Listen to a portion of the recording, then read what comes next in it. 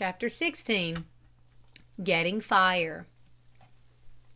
Now Robinson had heard that savages take 2 dry pieces of wood and rub them so long on each other that at length they begin to burn. He tried it. The sweat ran down his cheeks, but every time the wood was about to catch fire his strength would give out and he was obliged to rest, and when he began again the wood was cold. "How will it be in winter," he cried, "when it is cold and I have no fire?" He must try other ways of preparing meat for his table. He must think of some other way of getting fire. He remembered that once, when a boy at home, he had in playing with a stick made it hot by twirling it on the end of a piece of wood. "I will try this," he thought. He searched for a good hard stick and a piece of wood upon which to turn or twirl it with his hands. Having found the best materials at hand, he began to twirl the stick. He made a little hollow in the block of wood in which to turn his upright stick. There was heat, but no fire.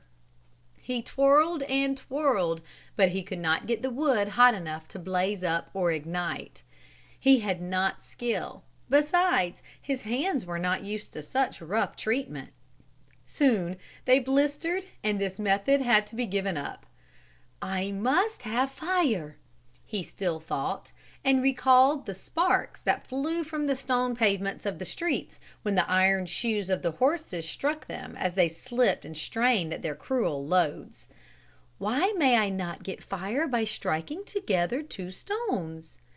He sought out 2 hard stones and with great diligence kept striking them together until his strength gave out, and he was obliged again to acknowledge failure.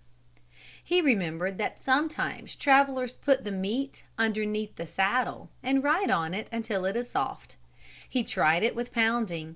He laid some of the meat on a flat stone and pounded it. It became quite soft and tasted very well. He then tried hanging it in the sun and finally wrapped it in leaves and buried it for a few hours in the hot sand. Chapter 17. Getting Fire.